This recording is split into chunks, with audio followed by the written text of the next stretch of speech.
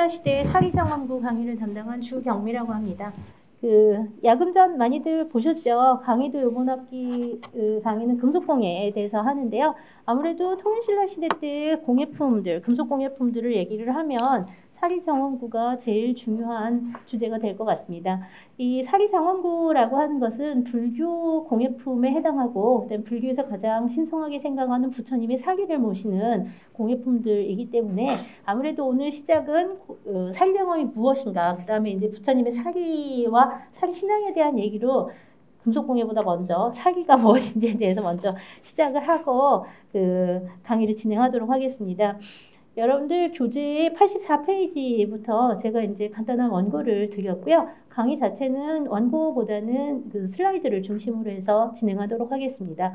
사리장엄이라고 하는 단어는 사리장엄이라고 하는 단어는 사리와 장엄, 사리를 공양하기 위해서 갖추어서 꾸미는 모든 조형물과 그 관련 행위를 포괄적으로 사리장엄이라는 단어를 씁니다. 사리라는 단어하고 장엄이라는 단어는 한자어이긴 하지만 기본적으로 이 단어 두 개는 다 인도에서부터 시작이 된 말이에요. 인도에서는 이제 사리라라고 하는 단어를 썼고 그게 이제 한자어로 바꾸면서 사리가 됐고요. 그 다음에 알람카라라고 하는 단어가 이제 장엄이라는 단어로 쓰이는데요.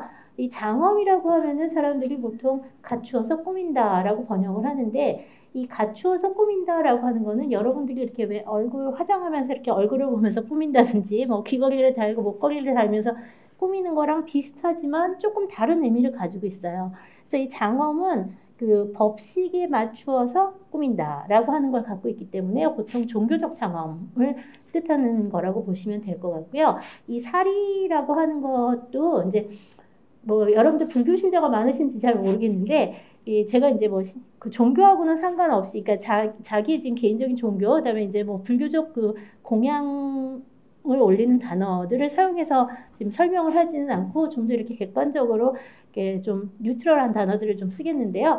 여하튼 불교에서 이제 이 사리신앙은 다른 종교에서는 그렇게 많지는 않은 편이지만 그렇다고 해서 아주 없지는 않아요.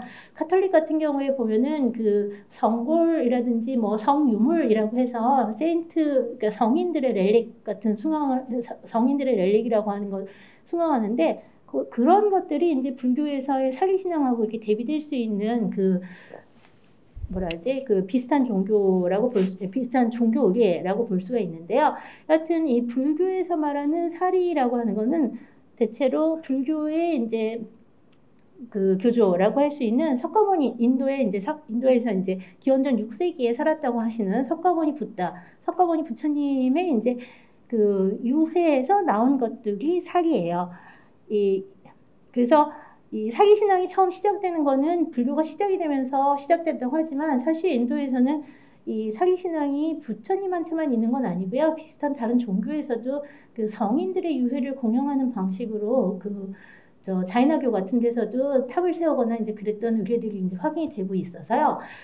기본적으로는 종교적 성인의 유해를 공양하는 신앙 의례가 불교에서 특별히 발전한 건 사리신앙이라고 생각을 하시면 될 것 같고요. 사리장엄구라고 얘기를 하는 거는 바로 사리를 위해서, 부처님의 사리 같은 경우에는 화장을 하고 나면 유골이 이제 기본적인 사리가 되는데 그 유골을 갖다가 모시게 되면은 유골을 그냥 놔둘 수가 없잖아요. 그래서 여기 보시는 것처럼 뭐 그릇이라든지 뭐 이렇게 접시라든지 이렇게 받쳐놓는 기물들이 있어야 되는데 맨 처음에 사용된 장엄구들이라고 하는 것은 바로 사리를 담는 항아리 같은 것들이 이제 사리장엄구로 처음 쓰이게 되고요. 그 다음에 좀 더 의미가 확장이 되면 이걸 단순히 여기 놔두는 게 아니라 사람들이 공양하기 위해서 이렇게 높이 떠받치는 대 위에다가 올려놓는다든지 아니면 사람들의 손이 닿지 않게 탑을 세우고 탑 안에다 묻어버린다든지 또는 전각 위에다가 공양을 한다든지 뭐 이렇게 되면서 이 사리장엄구라고 하는 거는 사리를 모시기 위해서 여러 가지 사람들이 갖추어서 꾸미는 행위가 늘어나면 늘어날수록 장엄구가 다양하게 만들어져요.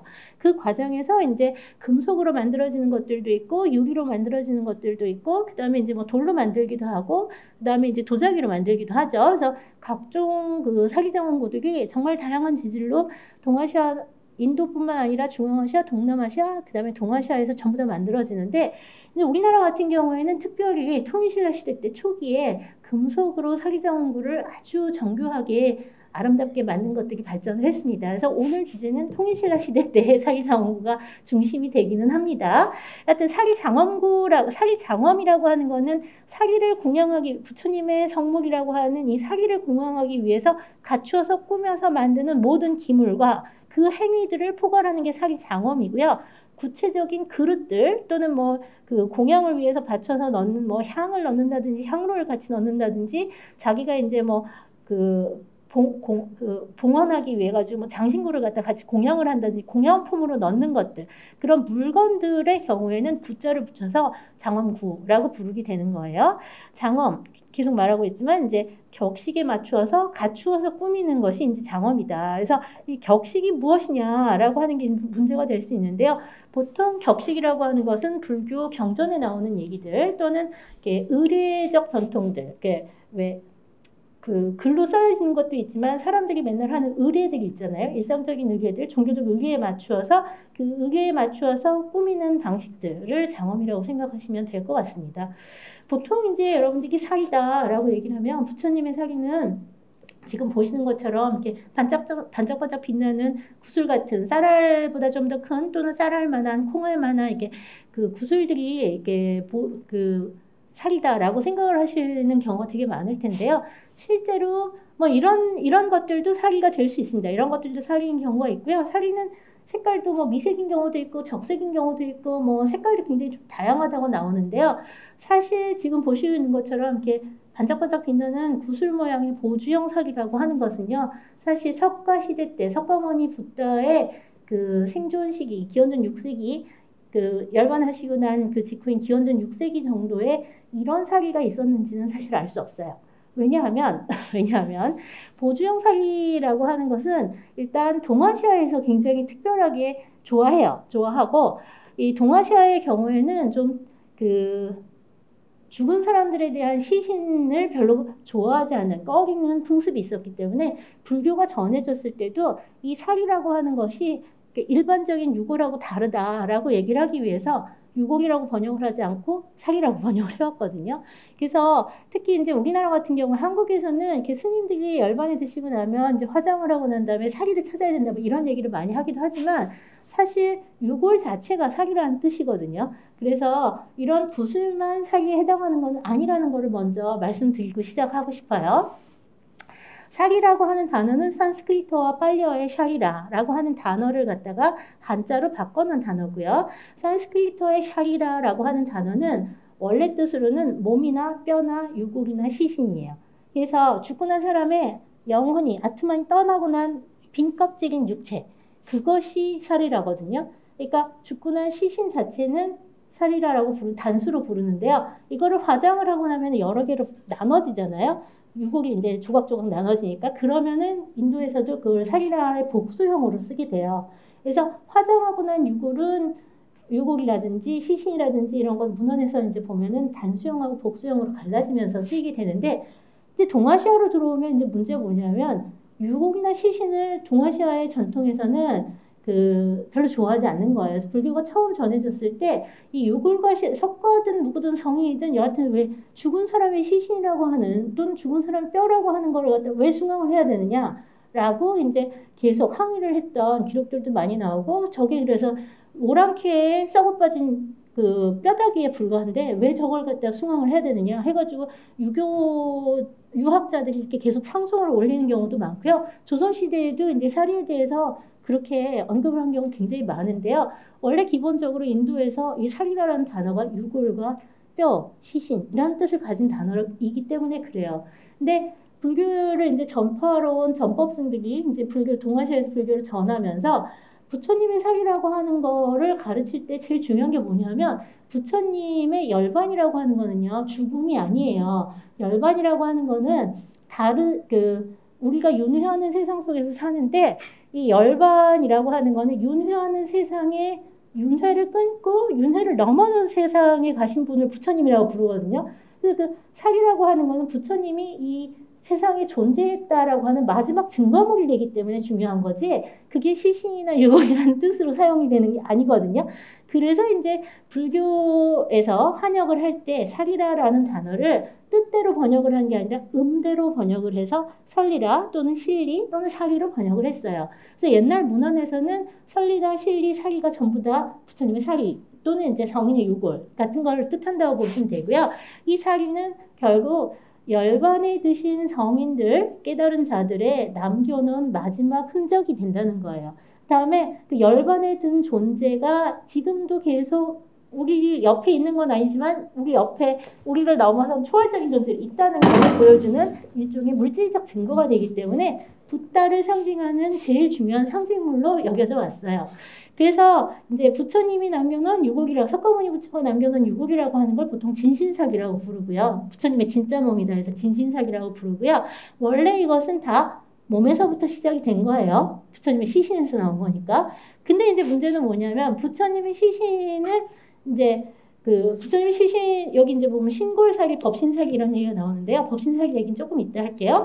기본적으로 이제 이 신골사기는 그래서 부처님의 몸에서 나온 거기 때문에 뼈, 이빨, 뭐 머리카락 뭐 이런 것들이 일단 중심이 되고요. 그 다음에 이제 시신을 불태우고 나서 남은 유골과 재 같은 것들이 다 신골사기에 들어갑니다. 근데 이 신골사기 같은 경우에 이제 동아시아에서는요, 처음에 받아들이는 거는 보주형의 빛을 내는 그 구슬 모양의 사기를 처음 받아들이기 시작을 했고요. 오히려 뼈와 치아 형태의 사기 같은 경우에는 불교가 들어오고 난 다음에도 훨씬 더 늦은 한 5세기 이후에서 8세기 정도 되면서 인도에 건너갔던 사람들, 중앙아시아나 인도에 건너갔던 사람들이 가서 보니까 인도에는 보주형 사기보다 진짜 사기라고 하는 거 전부 다 이빨이나 뼈던데 왜 저런 구슬을 가지고서 사기라 그러느냐. 이래서 오히려 뒤늦게 동아시아에서 고라형 사기 신앙이 나타나기 시작합니다. 지금 오른쪽에 보시는 이거는 이제 그 당나라 때 탑에서 출토가 된 사기들이라고 알려져 있고요. 보주형 사기고요. 이것도 역시 9세기에 당나라 탑에서 이제 나온, 법문사 탑에서 나온 부처님의 손가락뼈 사기라고 알려진 불지고 사기라고 하는 건데요. 이렇게 뼈와 치아 형태의 사기라고 하는 신앙이 사실 인도에서 먼저 시작이 돼 있고요. 실제로 인도 지역에서 발굴된 탑들에서는요, 이런 보주형 사기가 나오는 경우는 거의 없어요. 대부분 다 뼈가 나옵니다. 불에 탄 뼈들이 나오거나 재 같은 것들이 나와서 그 인도 쪽에서 원래 시작한 거는 인골이나 재에서 이제 시작이 되는데, 이게 이제 시대가 내려가면서 이게 그 불교적 교리도 좀 바뀌고 사람들도 이제 어느 게 진짜인지 모르기도 하고, 그다음에 나중에는요 한 8세기 정도가 되면 불교 경전에 의계에서 부처님의 사기가 필요하니까 사기를 만드는 법을 갖다가 경전으로 만들어요. 그래서 인조 사기를 만드는 경전 같은 경우도 나오거든요. 실제로 불교 경전이 남아 있습니다. 그러다 보니까 사기의 종류가 굉장히 다양해져요. 그 다음에 이제 또 하나의 문제는 이 부처님의 사기를 갖다가 갖고 싶어하는 사람들이 너무 많죠.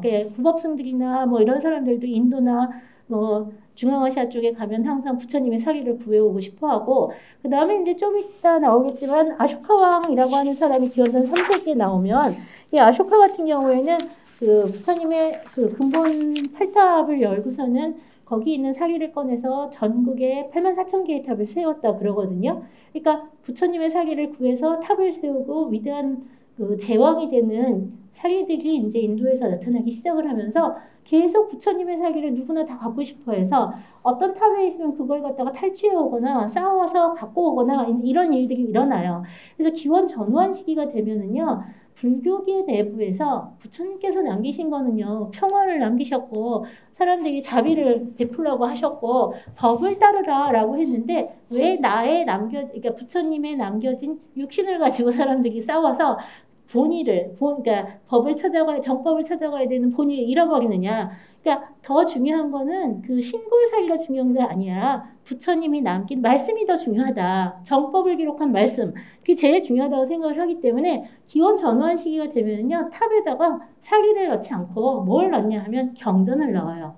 왜냐하면 부처님이 남긴 말씀이야말로 부처님이 남긴 제일 중요한 그 유산이라고 생각을 했으니까요. 그래서 경전을 넣거나 다라니를 넣거나 또는 개송 같은 거를 넣으면서 탑 안에 이제 사기를 넣는 것이 아니라 이제 그 신골사기를 넣는 게 아니라 법신사기라고 불리는 여러 가지 경전들을 넣게 되는데요.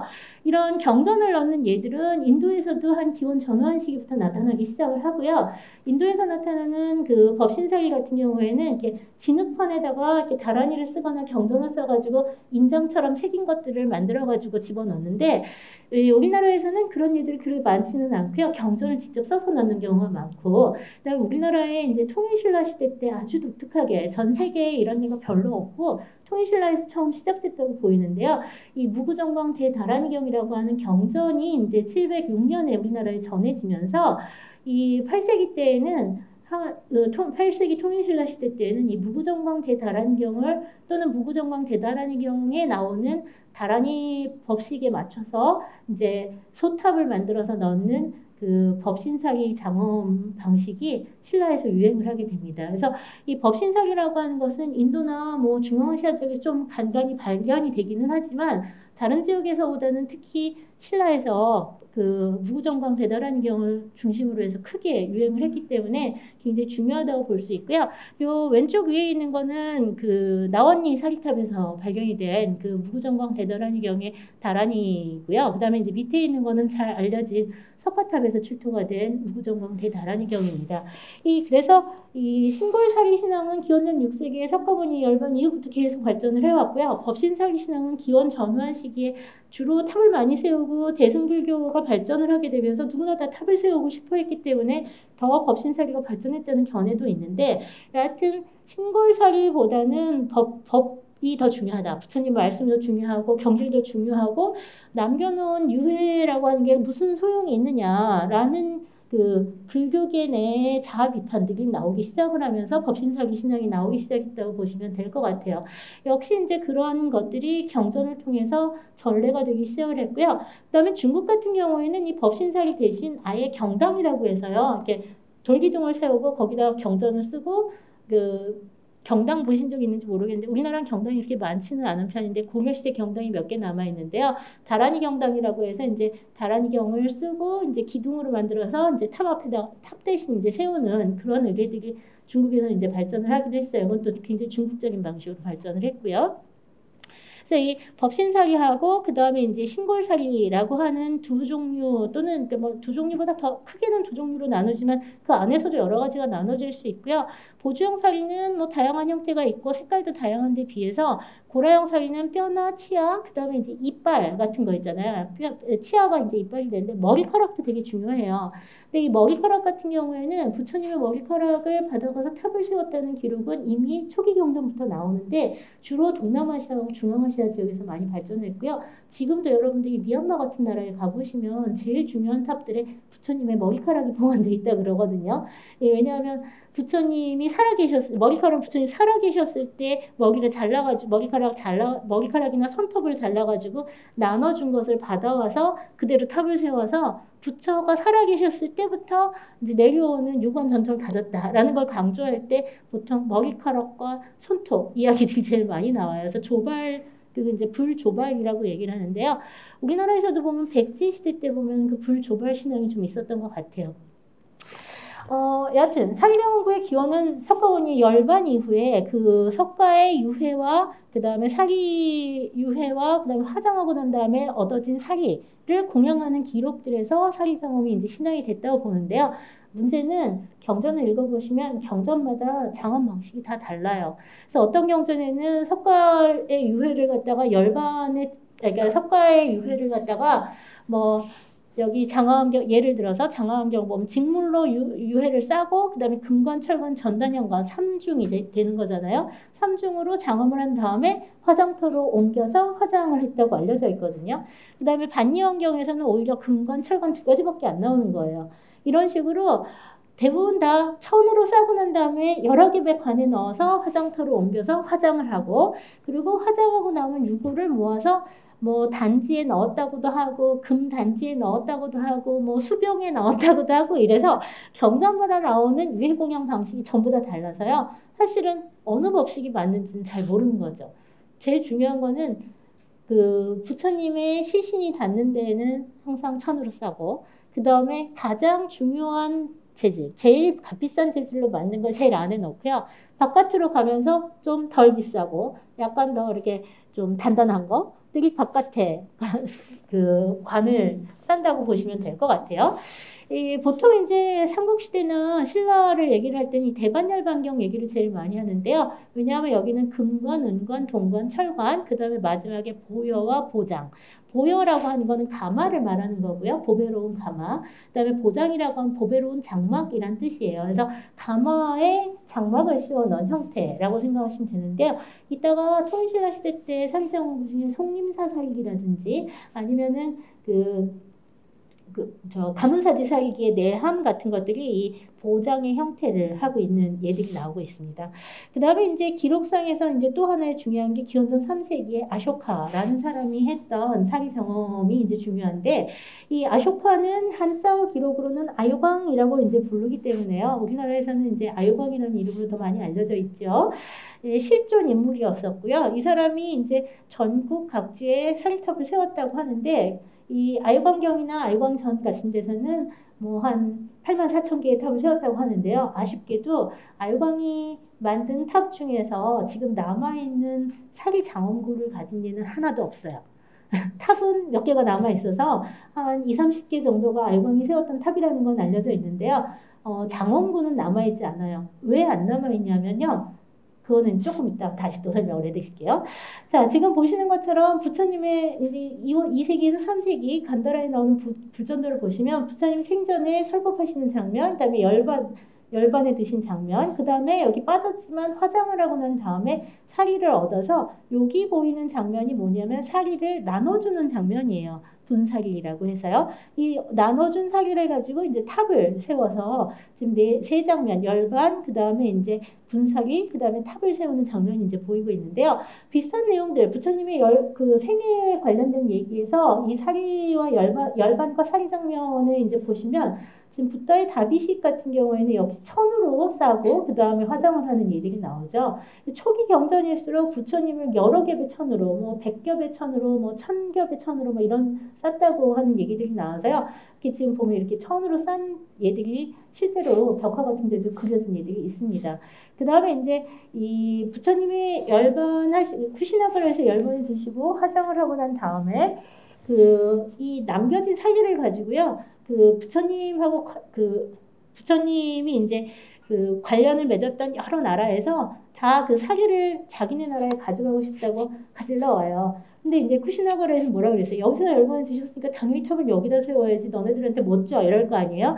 그래가지고 이제 경전에 의하면 8나라에서 부처님의 사기를 가져가고 싶어 해서 전쟁을 일으켜요. 이게 사기 쟁탈전이라고 하는 장면인데 밑에 보면은 전쟁하는 장면이 나오고 있는데요. 그때 이제 부처님의 사기를 얻기 위해서 전쟁이 났을 때 한 현자가 나와서 드로나라고 보통 알려져 있죠. 드로나 존자라고 한 사람이 나와서 부처님이 가르친 거는 너네들한테 전쟁하라고 가르치지 않았는데 역시 육신을 갖고 남겨진 육신을 가지고 전쟁을 하면 어떡하느냐.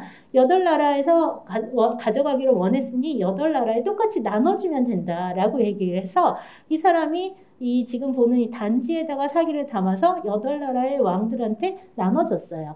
그래서 8나라의 왕들이 8곳으로 가져가서 탑을 8개를 세웠다고 알려져 있는데요. 경전에서는 그것을 근본 8탑이라고 불러요. 부처님의 사기탑은 처음에 경전에 의하면 모든 경배에서 8개의 탑을 세웠다고 알려져 있어요. 8개의 탑. 근본 8탑이 지금 남아있을까?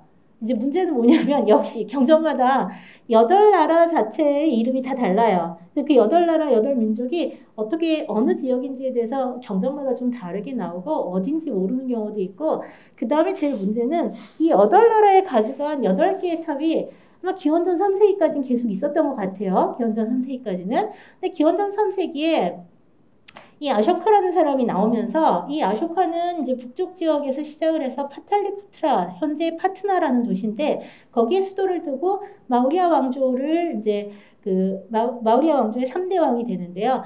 이 파탈리푸트라를 중심으로 해서 계속 전쟁을 해서요. 인도 전역을 처음으로 통일을 해요.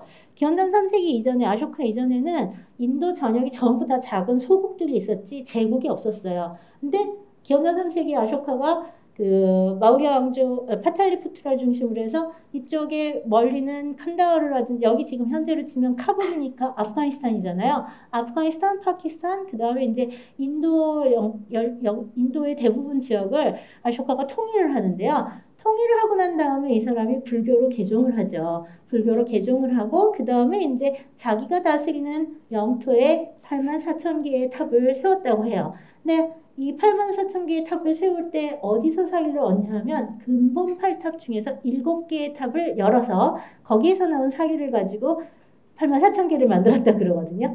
이제 진짜로 84,000개를 만들었느냐가 알 수 없어요. 다만 이 아쇼카의 얘기는 알광경이나 알광전, 그다음에 산스크리트와 아쇼카 바다나라고 하는 책에 이제 다 내용이 나온다고 보시면 되고요.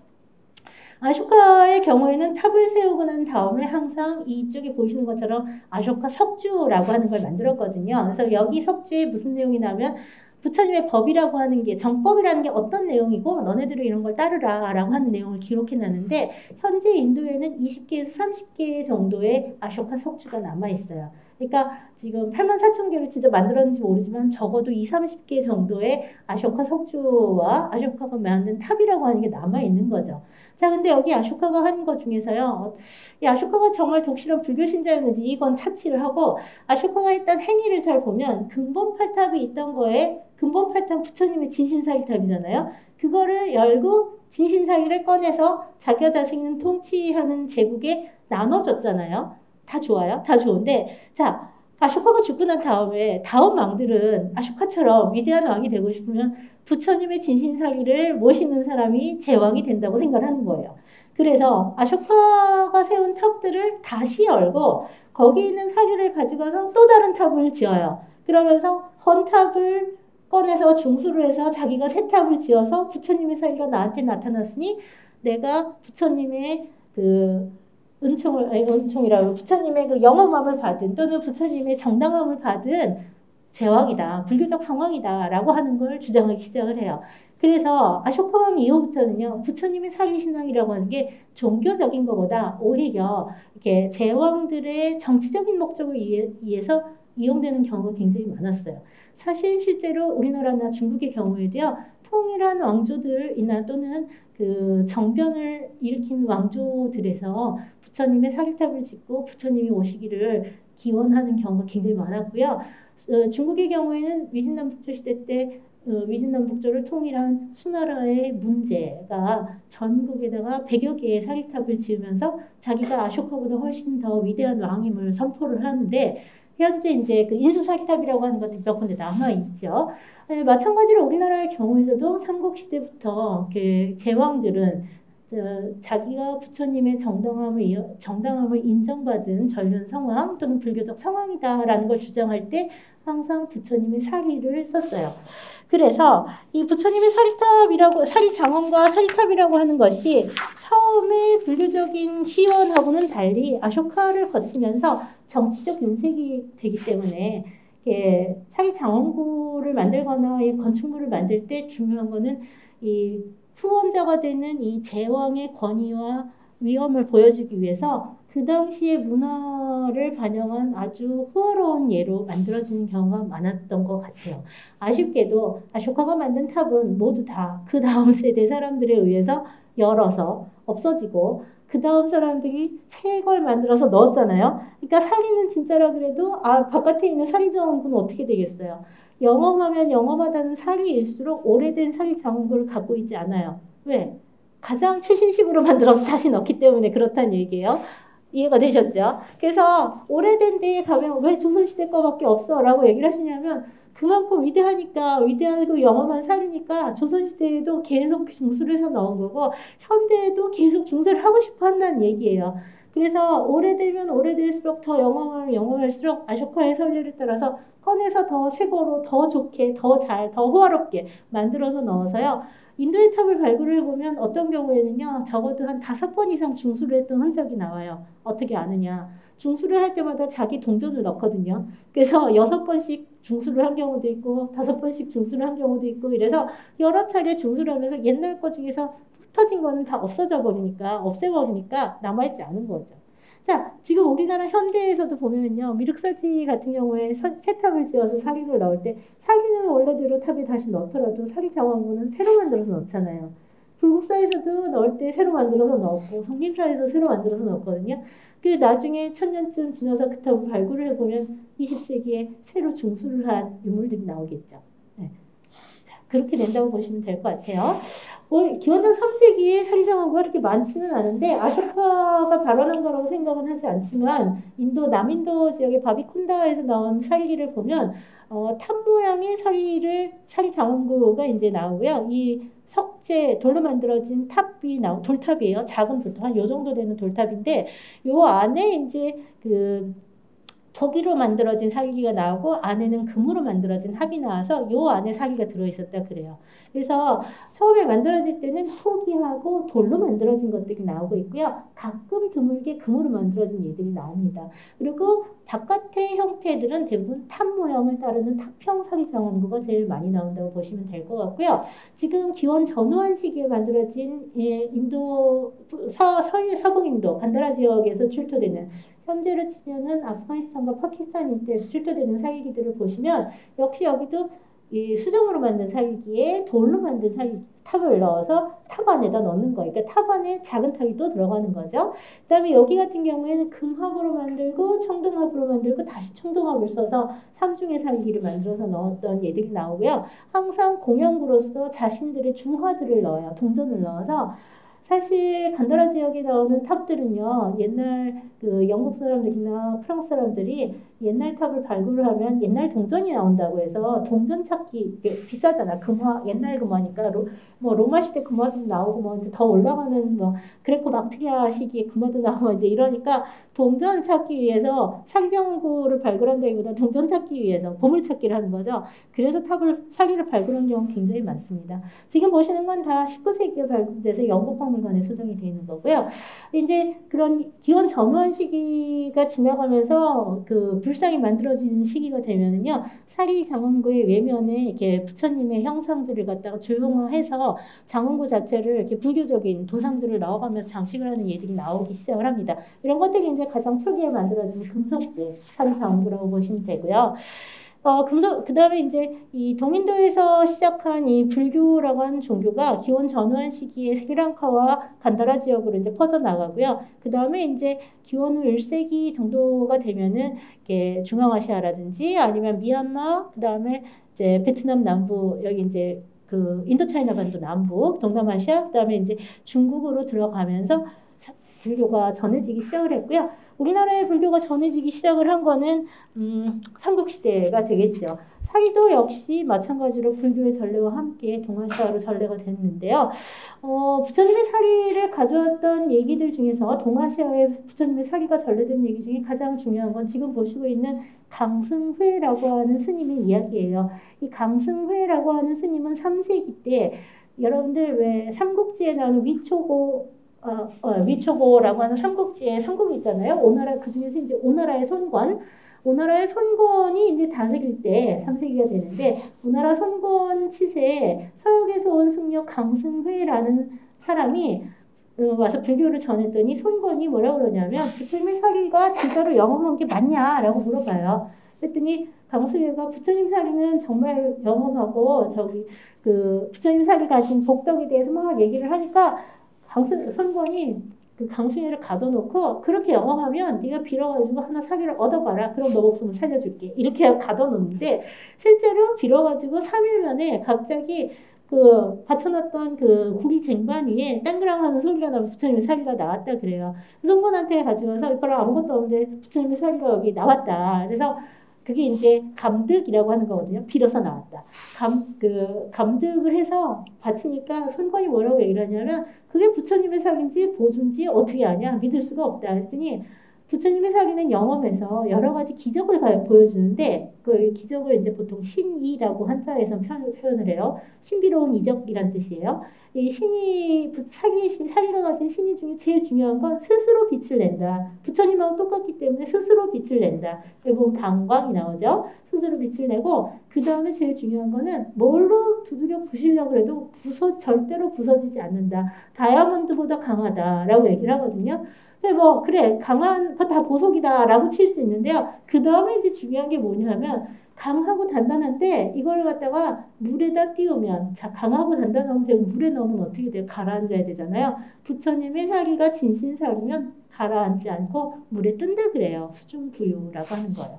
그래서 이런 거를 갖다가 방광, 감득, 그 다음에 불새, 부서지지 않고 수중부유 뭐 이런 기적들을 보여지는 것들 그런 기적들을 갖다가 손권이 보고 난 다음에 그 부처님의 영험함을 자기 믿는다 그래서 처음으로 남경 오나라의 수도가 남경이었죠. 그래서 남경에다 건초사라고 하는 그 절을 처음 지어주고 불교를 포교하기 시작했다 그래요. 그래서 3세기 초반에 불교의 전례에 있어서 서역승려가 감득을 한 사리의 신의고사가 이제 고승전 같은 데 전하고 있는데요. 그리고 이제 또 다른 신의 중에 하나가 뭐냐면 진신사리를 일종의 이 사리의 신이라고 하는 거는 삼국시대 우리나라의 이제 삼국시대 통일신라 시대까지 계속 내려오면서 중국에서는 이제 남북조 송대 정도까지 계속 이 사리의 신의를 가지고 진신사리를 감별해요. 그러니까 이런 기적들을 가지면 진신사리다라고 판명을 하는 거예요. 마지막에 나오는 자분이라고 하는 단어는요. 스스로 나눠진다는 거예요. 부처님의 사리는 영험에서 하나가 나왔지만 감득을 구하는 그 신실한 사람이 많으면 3명이 원하면 3개로 나눠지고 5명이 원하면 5으로 나눠지고 그 대신 반대로 신실한 사람이 없으면 사라진다 그래요. 자기가 스스로 이동할 수 있기 때문에. 그래서 진신사리의 신의 감별법 같은 것들이 이제 옛날 기록에 많이 나오고 있고요. 사실 저는 해본 적이 없어서 잘 모르겠어요. 이건 종교적인 문제니까. 다만 도남 벽화를 비롯해서 불교 미술에서는요. 강승회가 이제 사리를 감득해서 이렇게 빛이 나는 장면 같은 것들이 이제 그림으로 그려져 있고요. 이건 7세기 때 그림이라고 보시면 됩니다. 그다음 기록에는 이런 얘기가 굉장히 많이 나오고 있고요. 우리나라 같은 경우에는요. 백제에서 이제 발견된 사리 장원구 중에서 이제 위동왕이 만든 사리 장원구 중에 하나가 이게 실제로 탑에 넣을 때 원래는 하나였는데 둘로 나누어졌다라고 하는 자분의 고사를 기록을 해놓은 예들이 있어요. 그래서 그런 중국 기록뿐만 아니라 한국에서도 그런 기록들이 확인이 되고 있어서 실물로 이제 나왔으니까 그런 예들이 이제 이런 중국의 고승전이라든지 남북조 시대의 그 사리신앙이라고 하는 것이 한국에도 굉장히 일찍 전해진 것 같고요. 이 사리신앙이 이제 본격적으로 전해졌다라고 얘기를 하는 거는 보통 신라 진흥왕 연간에 그 중국 양나라에서 심호와 각덕이 그 사리를 가지고 와서 경주 홍윤사에 안치했다는 얘기가 제일 먼저 나와서 신라의 사리가 전해진 거는 549년 6세기 중엽이라고 이제 알려져 있는데요.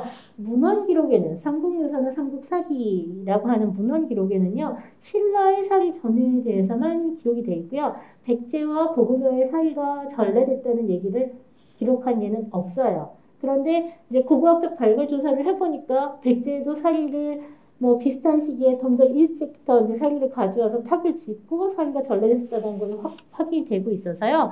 하여튼 남아있는 기록은 일단 좀 전체적으로 쓴 게 아니라 신라 입장에서 신라의 사리 전례에 대해서만 썼다라고 생각을 하시면 될 것 같습니다. 그래서 오늘 이제 통일신라로 들어가기 전에 사리 신앙에 대한 얘기들을 지금 쫙 드렸고요.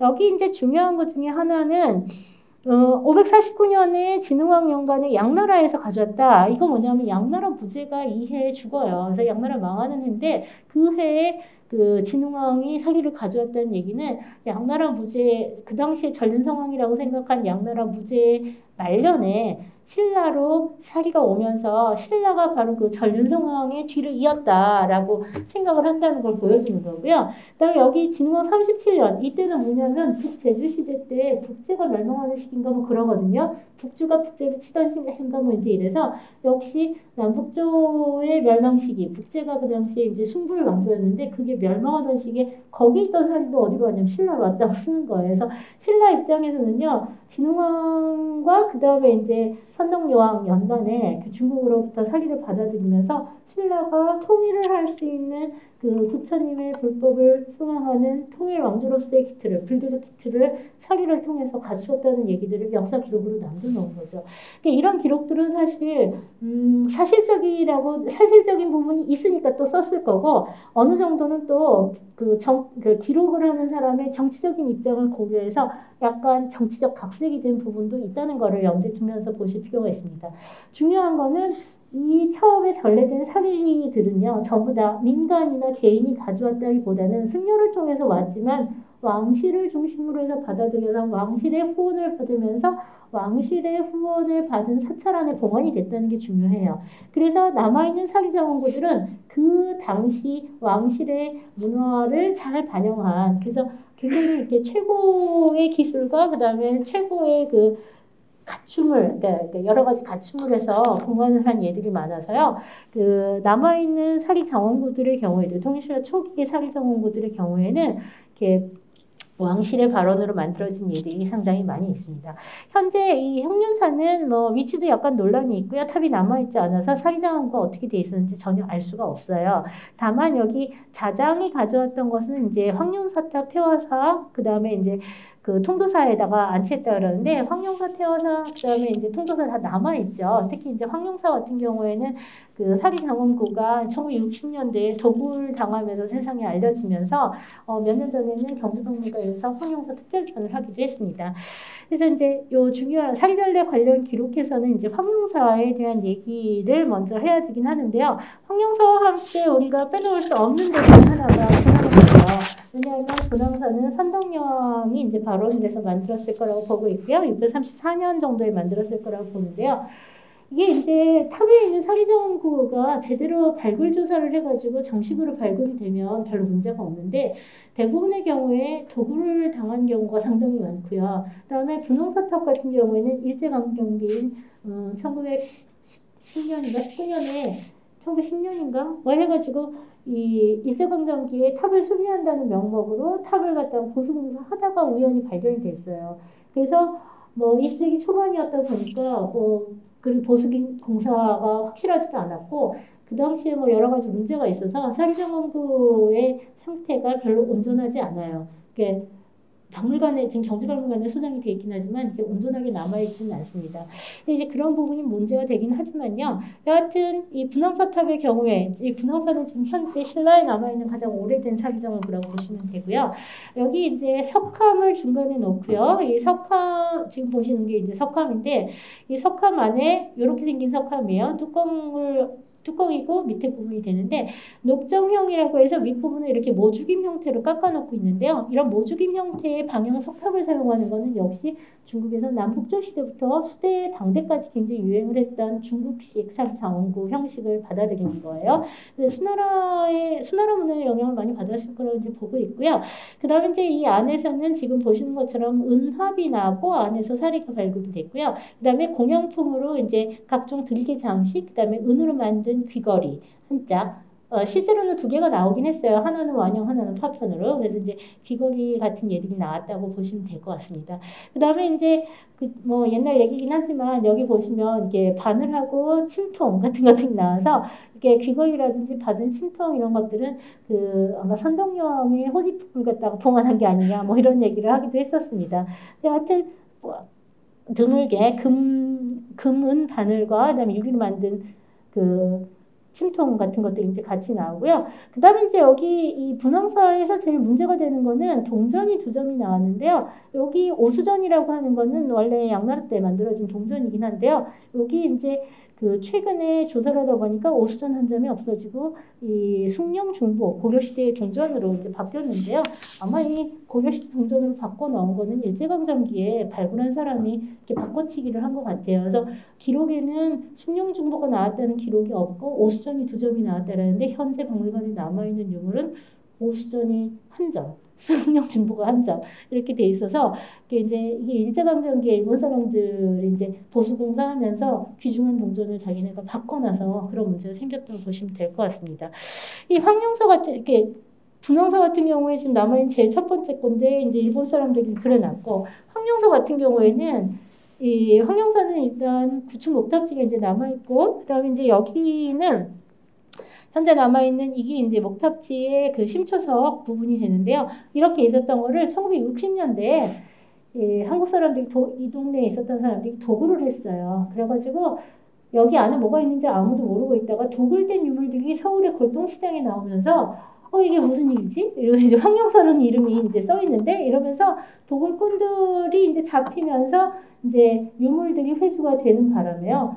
원래 뭐가 어떻게 들어있었는지 잘 모르는 거예요. 그래서 이제 황룡사도 여러 가지 문제가 있는데요.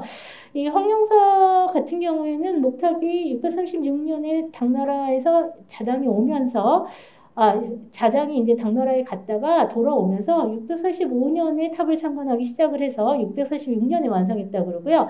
그 다음에 이제 여러 차례 벼락을 맞고 불에 타서 중수를 하고 벼락을 맞고 중수를 하고 벼락을 맞고 중수를 하고 해서 고려시대까지 계속 그 벼락 맞고 중수해서 5차까지는 했는데 마지막에 1238년에 이게 이제 몽골군이 쳐들어왔을 때 원나라죠. 몽골군이 쳐들어왔을 때 완전히 소실이 돼서 그 이후로는 완전히 폐허로 있다가요. 1964년에 64년부터 66년 사이에 이 심초석을 갖다가 64년에 도굴 당하고 이제 66년에 이제 그 도굴꾼들을 잡으면서 정식으로 발굴 조사를 해서 심초석 하부까지 발굴을 한 거예요. 심초석 하부 이게 이제 심초석 윗부분이고 도굴꾼은 요 사기공 안에 있는 유물들을 도굴을 한 거죠.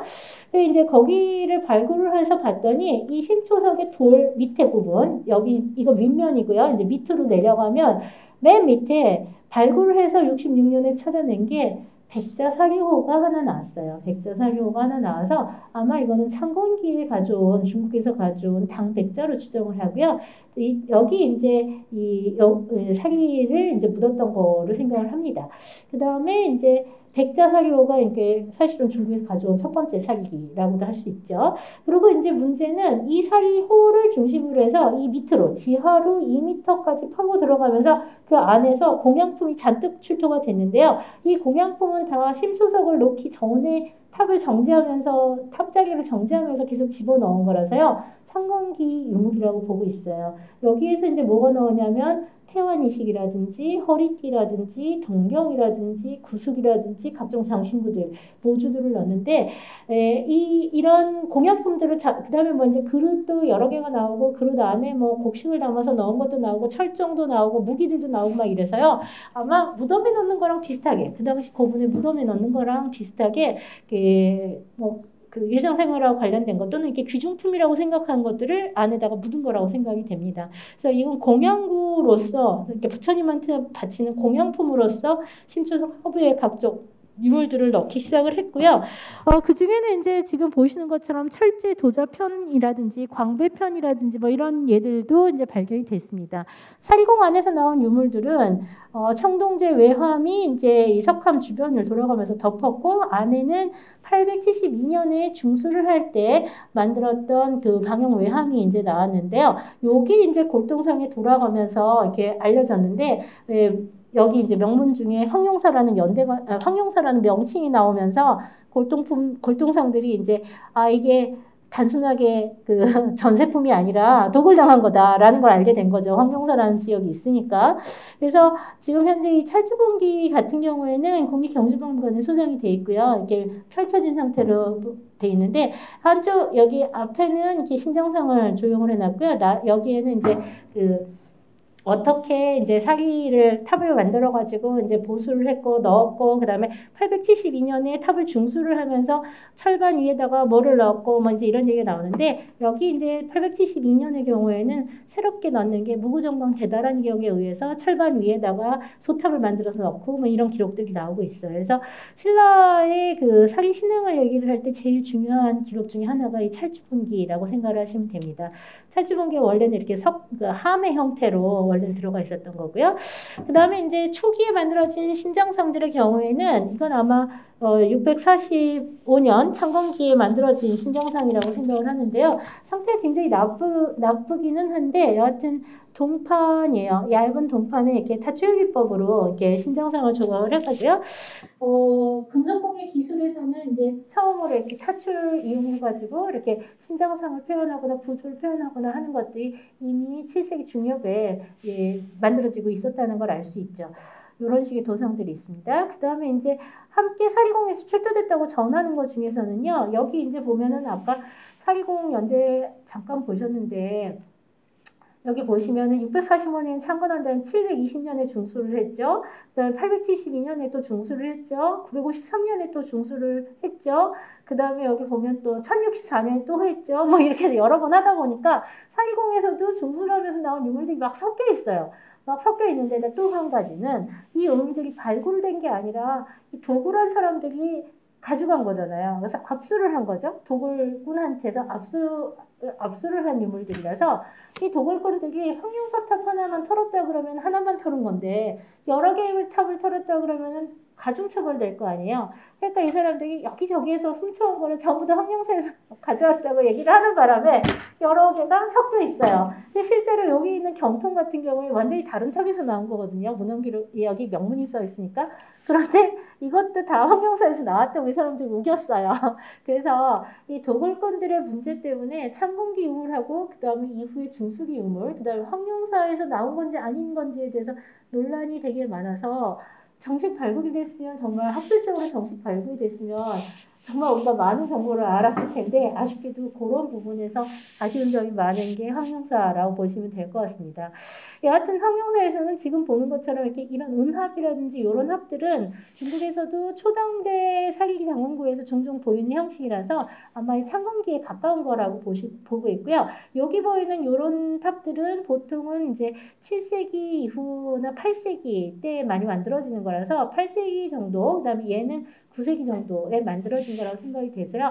여러 시대의 사기장원구가 섞여 있다는 걸 알 수가 있습니다. 중수가 되면서 여러 번 들어간 거고요. 그 다음에 이제 중요한 것 중에 하나는 아까 분황사에서도 보면은 이렇게 생긴 이전이라고 하는 귀걸이가 나왔다 그랬잖아요. 요거랑 똑같은 형태인데 부서진 형태로 황룡사에서도 나왔어요. 요게 그거거든요. 앞면과 뒷면인데 은으로 된 이전에 앞면과 뒷면이 이렇게 발견이 돼서 아마 이게 통일신라 아니고 선동여왕기에 왕실에 사용하던 귀걸이 형태였을 거라고 보고 있습니다. 지름은 다 2cm라서 태원이식의 지름하고 같습니다. 문제로 만들어져 있고요. 그 다음에 이제 그 삼국 통일을 하고 난 다음에 첫 번째로 나오는 게 가문사지 사리장원구가 되겠는데요. 이 가문사지 사리장원구는 682년에 삼국 통일을 한 문무왕을 위해서 아들 신문왕이 창건했다고 알려져 있고요.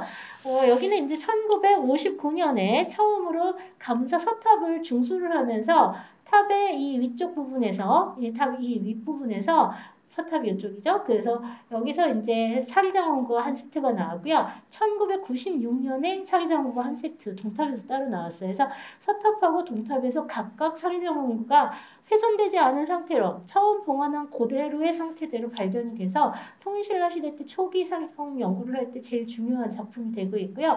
실제로 뭐 남아있는 작품들 중에서도 가문사만큼 좋은 작품 별로 없다고 보시면 될 것 같아요.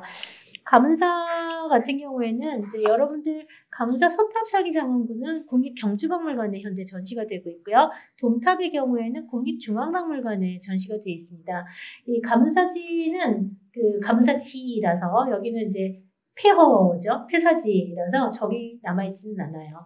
그래서 현재 발굴된 대로 이제 박물관으로 입수가 돼서 경주박물관에 현재 전시가 되어 있고 동탑은 이제 문화재연구소에서 발굴을 하고 문화재연구소 이제 국립중앙박물관 서울에 이제 그 전시가 되고 있는데요.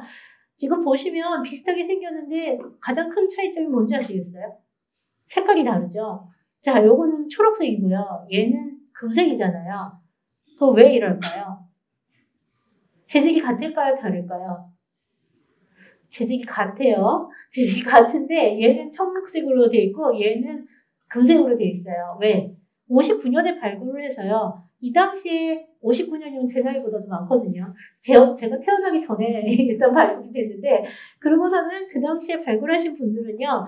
일단 녹이 난 상태를 그대로 보존을 해서 더 이상 녹이 나지 않는 거를 우선적으로 생각을 했어요. 그래서 보존 처리, 그 당시 기술로는 사실 이걸 다 벗겨낼 기술도 없었기 때문에 이게 금동임에도 불구하고 지금 보다시피 청록색으로 녹이 나 있는 상태를 그대로 보존을 해서 지금도 청록색으로 남아 있어요. 얘는 96년에 발굴을 해서요. 2000년에 보고서가 나왔거든요. 그래서 90년대 후반에 이제 처음 발굴됐을 때는 이 모양이었는데 이거보다 더 심한 모양이었는데 보존 처리를 하면서 녹을 다 닦아냈어요. 녹을 다 깎아내가지고 에폭시 수지 가지고 전부 조립을 해버렸어요. 왜냐하면 이때만 하더라도 뭐라고 생각했냐면 무조건 처음에 만들어졌을 때랑 가장 비슷한 상태로 만드는 것이 보존과학에서 해야 될 일이다라고 생각을 한 거예요. 장단점이 있습니다. 장단점이 있습니다.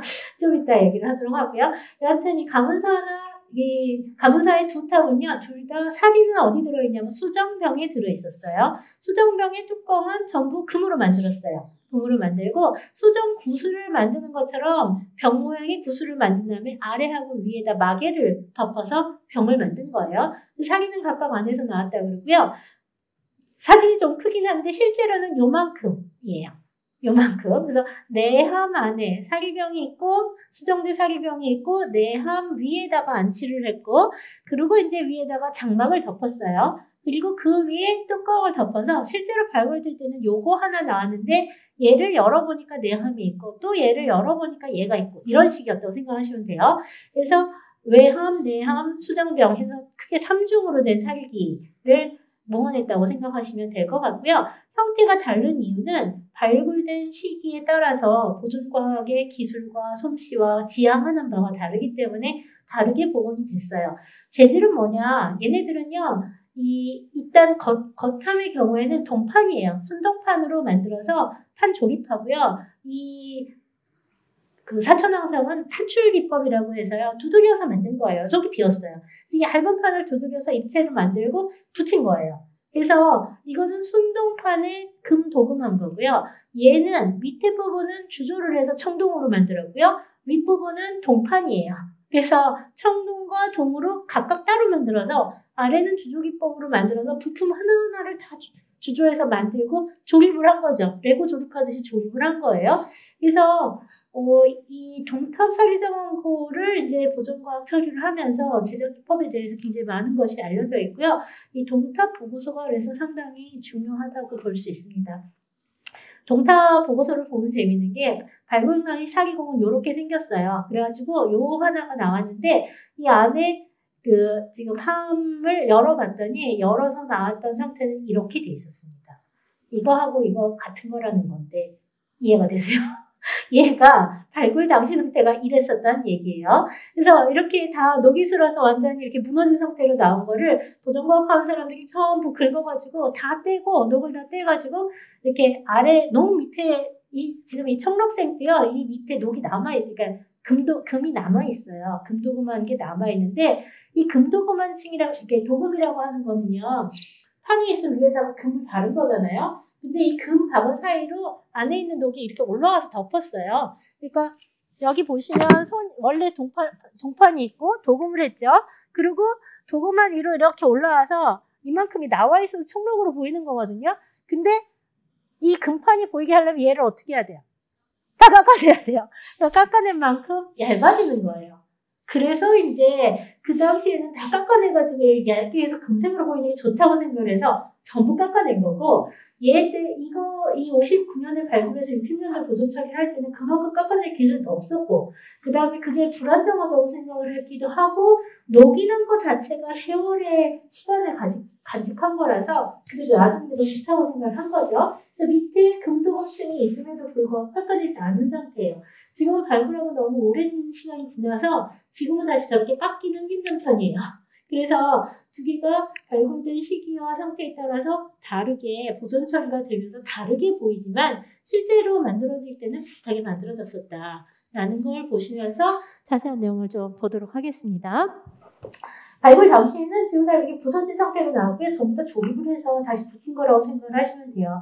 그래서 이제 이 서탑의 경우에는 초록색으로 남아있는 서탑의 경우에는 윗부분을 조립하지 못했어요. 그래서 부서진 상태로 막 나온 것들이 뭔지도 잘 모르고 어떻게 생긴 형태인지는 잘 몰라서 아까 보신 것처럼 복원도만 그리고 이랬을 것이다. 그래서 추정 복원도를 그리고 부속품들은 지금 거의 바스러진 상태라고 보시면 되겠습니다. 남아있는 게 별로 없고요. 그 다음에 이제 수정병은 요 안에 들어있었다고 알려져 있어요. 이 안에. 그리고 얘가 뚜껑으로 덮이는 거고요.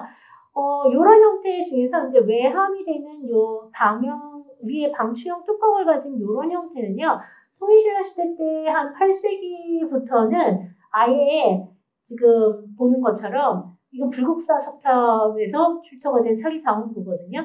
이 방추형의 외함 자체를 그냥 뚫어가지고 안에를 보이게 하는데요.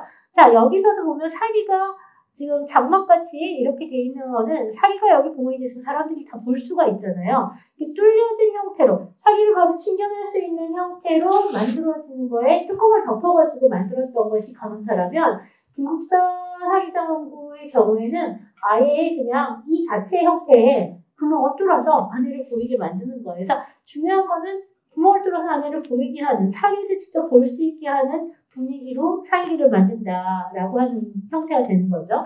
그래서 처음에는 이렇게 보장과 그 다음에 이제 장막이라고 하는 것, 그러니까 장막과 그 다음에 기단으로 이루어졌었던 사기기가 외함과 내함으로 있었던 것들이 나중에 합쳐져서 이런 형태로 바뀌게 되면서 또 8세기 때 사기장원부는 이렇게 생긴 형태가 좀 많이 나오고 있어요. 이런 형태는 기본적으로는 원래 방형의 단층탑 형태에서 오는 거라고 생각이 되고요. 오른쪽에 있는 거는 8세기의 중국의 그 법문사탑에서 발견된 단층탑인데 이것도 사기장원부거든요. 그래서 중국 같은 경우에는 아예 본격적인 이런 탑형 사기기가 나오는데 아까 인도의 경우에는 인도탑 형태를 닮은 사기기를 만들었잖아요. 이건 동아시아적으로 만들어진 탑들이 되는 거죠. 다만 이게 좀 더 구체적인 탑 형태를 갖췄다면 이런 그 가문사라든지 불국사에서 만들어지는 거는 탑보다는 좀 더 이렇게 상자 형태로 변형이 되면서 보관이 가능하고 이동이 가능하게 만드는 게 특징이라고 보시면 될 것 같습니다. 그다음에 이제 외함에 표현된 사천왕 도상들은 타출 기법을 통해서 이제 만들어졌고요. 도상 자체는 아마 역시 수노라 불교 미술에서부터 이런 형태들이 나오고 있어서요. 수대 불교 미술의 영향을 받으면서 만들어지기는 했는데 실제적으로 양식적인 부분은요. 당나라 때 용문석굴에 나오는 봉선사동의 사천왕의 형태와 자세, 갑옷의 형태, 이런 것들이 많이 비슷해서요. 아마 초당년전의 7세기 때 이제 당나라 불교 미술의 영향을 받으면서 수대 도성이 들어오고, 그 다음에 당대의 양식이 들어오면서 여기 통일신화적으로 변형이 돼서 7세기 후반에 창안된 것이 가문서 사기기라고 생각하시면 될 것 같아요. 사천왕 중에서 이 북방 다문천의 경우에는 항상 이렇게 탑을 들고 나오는데요. 사천왕을 표현할 그 감사 동탑 사기기를 갖다가 발굴할 때 이제 이 사천왕을 갖다가 떼서 조사를 했을 때 사진을 보시면은요. 같은 거에 앞면이고요. 뒷면이에요. 이거는 얇은 동판을 타출을 해서 만들었기 때문에 뒤쪽은 도금을 하지 않았기 때문에 이렇게 녹이 난 상태로 있고요. 앞면은 이제 도금을 해가지고 나오고 아주 얇은 동판으로 순동판으로 만들어가지고 이제 표현을 했었다는 걸 알 수 있어서요. 이 당시에 굉장히 발달한 금속공예 기술을 가지고 있었다는 걸 알 수 있죠. 특히 갑옷 같은 경우에는 어자문 기법이라든지 축조 기법이라든지 이게 다양한 금속공예 기법들이 보이고 있는데요. 여기 보시면 이게 어자문 찍은 예라든지 그다음에 이제 부조를 한 그런 흔적들이 보이고 있어서요. 금속 조각 솜씨가 상당히 뛰어남을 보여주고 있습니다. 그 다음에 이제 사천왕들이 들고 있는 탑들을 보시면 서탑하고 동탑에서 나온 사기기가 비슷해 보여도 약간씩 다른데요. 특히 들고 있는 탑의 형태가 한쪽은 전형적인 통일신화의 3층 석탑 형식을 가지고 있는데 서탑의 경우에는 여기 방형 단층탑에 이렇게 상연부가 달린 소위 말하는 알광탑식 또는 서역식 도탑식이라고 하는 방형 단층탑 형식을 가지고 있어서요. 이미 이 당시에 7세기 후반에 통일신라에서 알광탑식하고 3층 탑식이라고 하는 중국의 다양한 탑 형태를 신라에서 알고 있었다는 걸 이런 형태를 통해서 확인할 수가 있습니다. 그 다음에 이제 가장 문제가 되는 것 또는 이제 가장 많은 주목을 받는 것이 지금 내함의 형태인데요.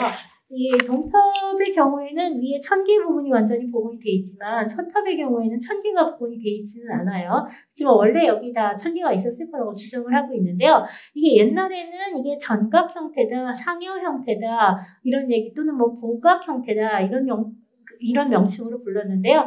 최근에는 경전에 나오는 보장이라고 하는 단어를 써서 보배로운 장막 형태다라고 부르고 있습니다. 또는 이 영장, 이거는 신령한 장막이다라고 해서요. 중국 당나라 때 기록에 이제 영장이라는 단어가 나오는데 하여튼 이 사리를 이혼하는 가마와 장막의 형태를 이제 모방해서 만들었을 거라고 생각을 하고 있어요.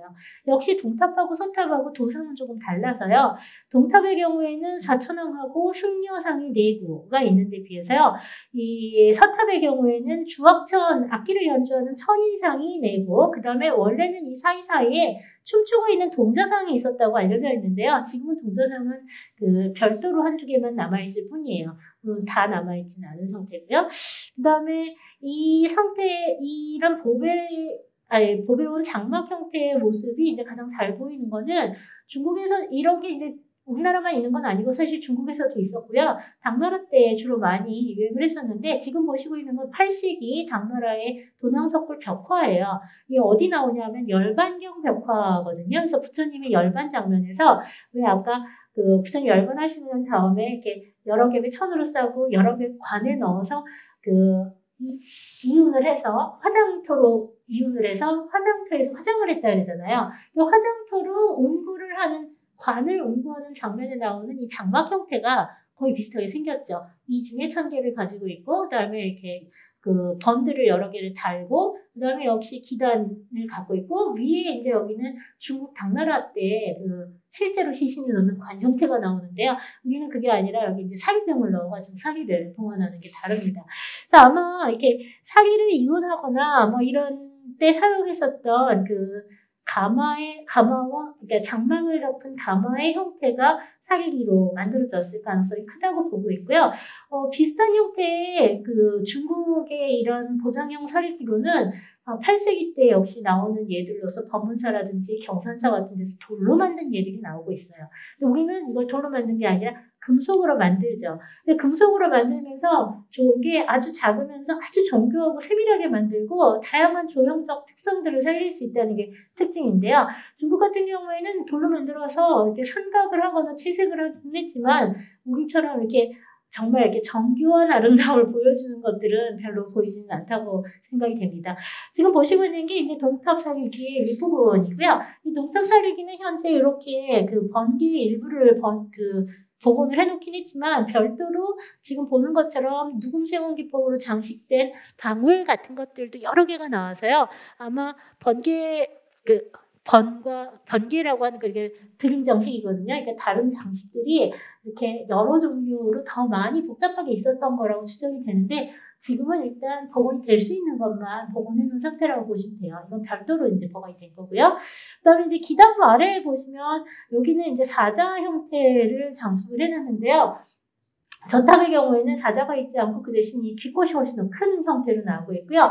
안에 보면은 이제 역시 천왕상들이 이제 나오는데 이 부분은 이 천왕상이라든지 이 기본판이라든지 사자라든지 이 판들은 전부 청동으로 주조를 한 거예요. 그래서 전부 다 도금을 해버려가지고 겉에서 보면 다 금처럼 보이고 그러지만 실제로는 분석을 해보면은 순동판으로 만든 부분도 있고 그다음에 청동으로 주조를 한 부분도 있고 이래서 다양한 그 재질과 다양한 기술을 사용을 해가지고 복합적으로 하나의 장원구를 만들어내는 아주 뛰어난 그 금속공예 기술을 가지고 있었다는 걸 알 수 있습니다. 그다음에 지금 보시는 것처럼 여기 그 천왕상 뒤쪽 부분을 세밀하게 보시면 이 뒷부분이 다 그 어자문 기법이라고 하는 걸로 어자문 정으로 쳐가지고 아주 세밀하게 이제 바탕을 장식하고 있는 것을 보이고 있는데요.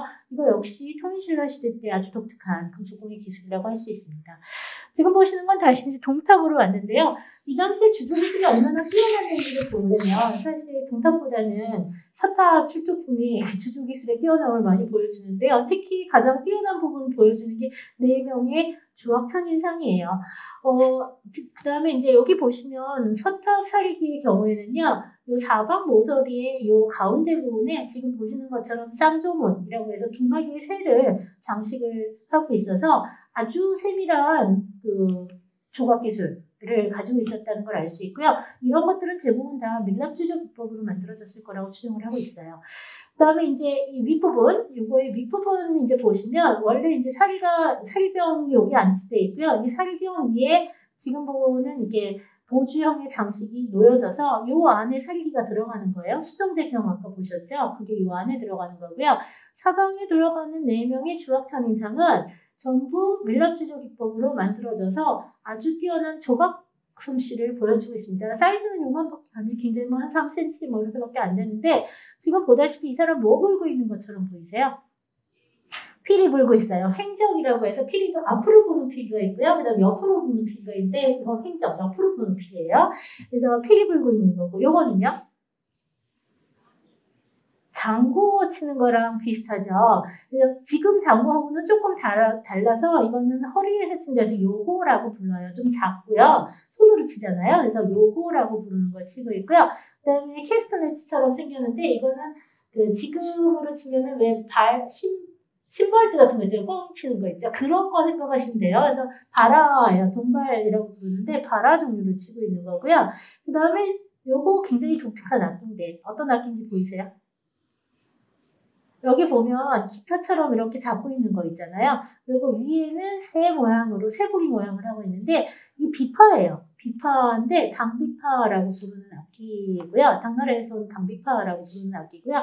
요거 비슷한 형태의 실제 악기는 그 정창원 같은, 일본의 정창원 같은 데 가면 이제 악기가 보이고 있는데요. 지금 보다시피 악기를 연주하는 사람의 자세, 악기의 형태, 그 다음에 세밀한 부분까지 진짜 요만한 조각을 갖다가 밀랍으로 다 조각을 해서 하나하나 따로 만들어서 꽂는 거거든요. 꽂은 거거든요. 그래서 조각 솜씨, 밀랍 주조 솜씨가 굉장히 뛰어나고 세밀하게 발전을 했고 조각 그 양식도 굉장히 뛰어나다는 걸 보여주는 것이 이제 이 서탑의 사위장원부 안쪽에 내함의 주악창인 상들이라고 생각을 하시면 될 것 같아요. 단순하게 조각만 한 게 아니라 여기 보다시피 이제 악기에 뭐 세부 표현하거나 이런 거 다시 조각을 또 하거든요. 전가지고 조각을 해서 아주 금속공예 기술로 보면 통일신라 시대 때 가장 뛰어난 작품이 이 서탑출토 사위장원부일 거라고 생각이 됩니다. 그 다음에 이제 아까도 말씀드렸지만 그 안에 있었던 수정병 같은 경우에는요.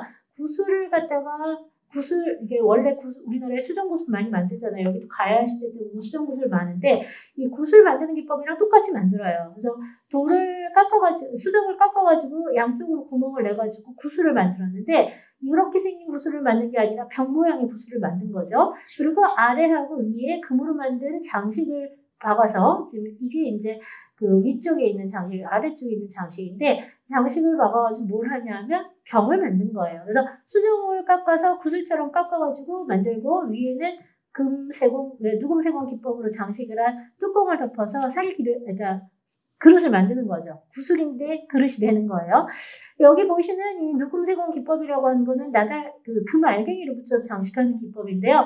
이 누금세공 기법은 지난번에 아마 이한성 선생님 오시면서 신라 시대 때 금공기술 하면서 설명하셨을 것 같은데 신라 귀걸이에 굉장히 많이 나오고 있어요. 그래서 고신라 시대 때 제작 기술이 수정 만드는 기술이라든지 또는 이렇게 금지 장신구 만드는 기술들이 이제 통일신라가 되면 장신구를 만드는 기술이 아니라 사리장원구를 만드는 기술로 전환이 되면서 같은 기술로 다른 양식의 유물을 만들어내는 거죠.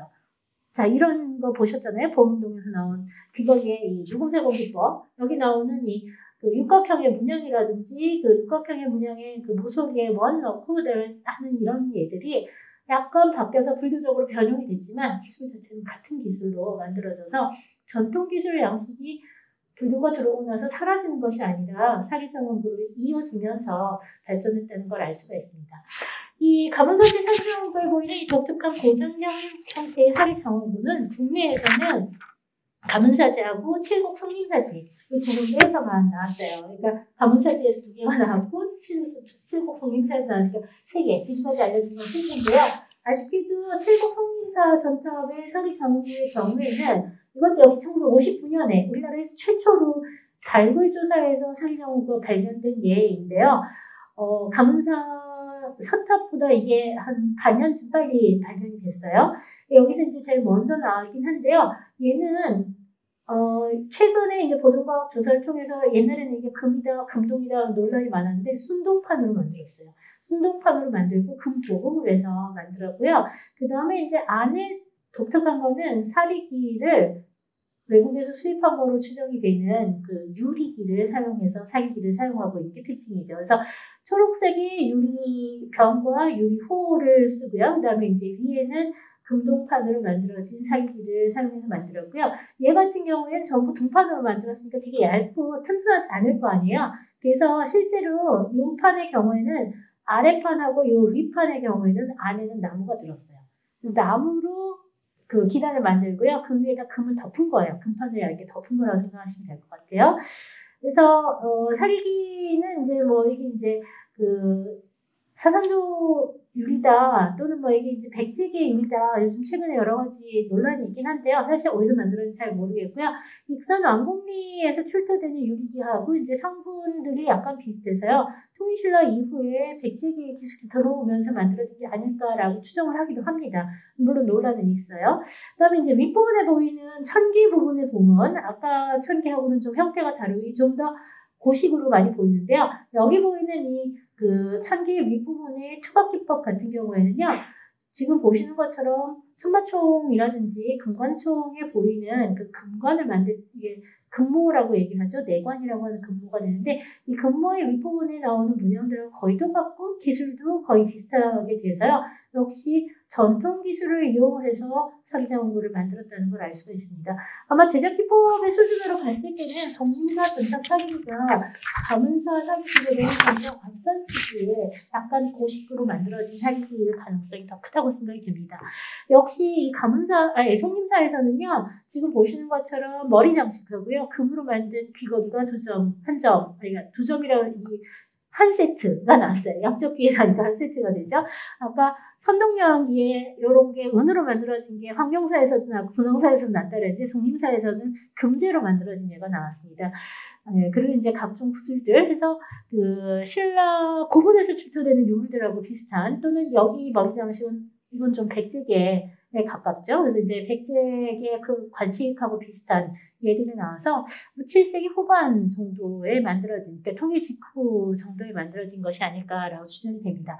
이 통일 직후에, 그러니까 680년대가 되는 거죠. 652년, 성림사 전탁의 경우에도 뭐 680년, 90년 뭐 이 정도 본다면 이 신문왕 연관을 중심으로 해서 만들어진 통일 초기의 사기정부에 만들어진 금공기법들은 주조기법, 단조기법 중심으로 해서 탄출이나 누금세공기법, 선조기법, 축조기법, 뭐 이런 다양한 어자분 기법 이런 것들 다양하게 많이 쓰고요. 그 다음에 이제 주로 금을 많이 쓰기도 하지만 실제로 금보다는 동에다가 도금을 한 예들이 더 많아요. 동에다 도금을 한 예들이 많이 나고요. 그 다음에 주조와 단조를 적절하게 이용을 해서 혼합을 해서 쓰기 때문에 필요에 따라서 단단해야 되는 부분에는 청동으로 주조를 하고 얇게 들어가서 좀 더 가볍게 만들어야 되는 데에는 순동판이나 금판을 써가지고 얇게 쓰고 이런 특징들을 가지고 있습니다. 그다음 표면에는 근교적 도상들, 사천왕을 비롯한 근교적 도상들이 장원된 경우가 많고 아까 가문사처럼 이렇게 주악천 같은 도상들을 표현을 하기도 하면서 기술 자체는 삼국시대의 금속공예 기술 이 통일신라로 변화해서 계승되는 양상들을 보여주고 있습니다. 자, 그래서 지금 보시는 것처럼 위의 것들이 이제 7세기 후반 정도라고 보시면 밑에 8세기 때가 되면 이런 양식들이 합쳐지면서 투각을 한 그 사리기들이 이제 만들어지기 시작을 하는데요. 지금 이것이 이제 불국사 석가탑에서 출토가 된 8세기 전반 작품이고요. 그 다음에 이제 이건 의성 빙산사지에서 나온 거고, 그 다음에 이거는 이제 남원 출토 사리기라고 하는데요. 여기는 사천왕이 외함에 따로따로 붙어 있는데 여기는 사천왕을 여기다가 이렇게 연결을 해가지고 조각조각해서 사방에다가 따로 만들어서 붙였어요. 그러니까 가문사의 내함에 아까 주악천이 이렇게 사방에 있던 것처럼 여기 사천왕을 갖다가 모서리에다가 둘러서 만들어서 이런 형식들이 변화되면서 8세기까지 이어지는데요. 아쉽게도 8세기가 들어가면은요, 왕실을 위해서 만들어지는 사리기가 극히 적어지고요. 그 다음 왕실에서 만들어지더라도 대부분 뭐를 위하냐면 선왕의 추복. 돌아가신 아버지나 어머니, 그 다음에 먼저 왕들을 위해서 그 왕의 추복을 위해서만 만들어질 뿐이지 더 이상 이렇게 왕권 강화라든지 이렇게 뭐 중앙 집권이라든지 그런 걸 위해서 만들어지지 않아요. 그거는 아마 8세기 때 불교의 변화하고도 굉장히 깊은 관련이 있을 거고요. 제일 큰 변화는 무구정공 대다라는 경우의 전례예요. 이 무구정공 대다라는 경우는 704년에 전례가 됐고요. 여기에서 이제 경전 굉장히 짧은데 한번 읽어보시면 무슨 이런 경전이 다 있나 할 정도 내용이 좀 황당한 경전이긴 해요. 부처님이 지나가실 때 뭐 어디 낡은 탑이 하나 있어서 그 탑을 보고서는 저 탑 왜 이렇게 허물어져 있냐 그랬더니 뭐 저 탑을 갖다가 이제 그리고 이제 뭐 어떤 사람이 와가지고 뭐 아픈 자기가 몸이 안 좋은데 뭐 어떻게 하느냐 이제 이러니까 저 탑을 갖다가 중수를 해라. 근데 이제 중수를 할 때 이런 다란이를 써서 이렇게 넣고 이렇게 넣고 해가지고 여러 개의 탑을 갖다가 만들어서 넣어라. 그러면 뭐 복덕을 이룰 것이다. 이런 내용이에요. 내용이 간단하게 보면. 그러면서 이제 모두 6개의 다란이를 부처님께서 알려주시는데 그 중에서 이제 근본 다란이, 그 다음에 상륜장충 다란이, 수조불탁 다란이, 자시민 다란이는 99번 쓰라고 나와요. 다란이 4개는 99번 쓰고 나머지 2개의 다란이는 탑을 세우면서 외워라 라고 나오거든요. 그래서 이제 여기 보면 99번 쓰라 라고 나오는데 이걸 가지고 99번을 실제로 써요. 통일신라 시대 때는 99번을 쓰고요. 그 다음에 더한 거는 이 99번을 쓴 거를 작은 탑에 넣어서 99개의 탑을 만들어서 대탑을 복원할 때 넣어라 그러거든요. 실제로 우리나라에서는요, 경전에 나오는 걸 그대로 실제로 이 경전이 어디서 만들었는지 우리 다 몰라요. 이게 인도에 있는지 뭐 일단은 산스크리트어원이 티베트어원하고 산스크리트어원이 남아있기는 해요. 번역은 8세기에 되고 네, 그렇게 뭐 인도나 중국에서 유행하진 않았는데 우리나라에서는 왕실에서 이걸 받아들이면서 이게 이제 왕실의 굉장히 중요한 새로운 경전으로 들어가기 시작해요. 그래서 그 다음에 탑을 중수를 할 때는 무구정공 대단한 기형을 넣어서 또는 새 탑을 지을 때도 무구정공 대단한 기형을 넣고 경전에 나오는 대로 다란이를 필사하고 또는 다란이를 쓰기도 하고 찍기도 하고 그 다음에 나중에는 탑을 갖다가 만들기도 해요. 99개의 탑을 만들기도 합니다. 그러면서 무구정공 대단한 기형에서 얘기를 하는 건 부처님의 진신사리보다 이런 의계가 더 중요하다고 얘기를 하는 거잖아요. 이 법사리 의계가 중요하게 세정을 하면서 탑에서 사리장어구를 만들 때에는요, 전보다 더 중요한 게 의계 자체가 더 중요해집니다. 의계가. 무구정경이 나기 때 사리장어구 8세기 때 탑이 지금 황복사, 나원리, 불국사, 상남사지 같은 예들이 있고요. 9세기가 되면 훨씬 더 많아집니다. 이건 기록이 남아있는 예들인 거죠. 기록이 남아있지 않은 건 더 많아요. 연대를 모르는 거 더 많은데 지금 보는 건 연대 대충 아는 예들이 이 정도 남아있습니다. 가장 중요한 거는 706년에 만들어진 경주 황복사지, 양산내에 있는 황복사지 3층 석탑 출토 사리장원구인데요. 여기는 사리가 여기 들어있었어요. 금합에. 이 금합이 다시 일로 들어가고 얘가 이제 이 안으로 들어가는데 이 동판으로 만들어진 이 외함에 사방면에 탑이 새겨져 있는데 탑이 몇 개겠어요? 99개죠.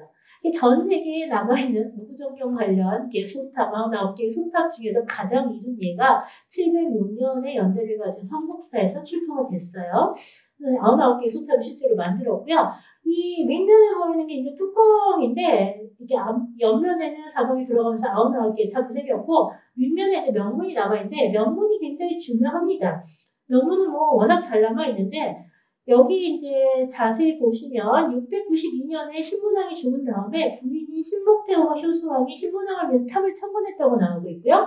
그 다음에 706년에 효소왕이 다시 죽어요. 그래서 성도덕이 그 탑을 재건을 했다고 나와요.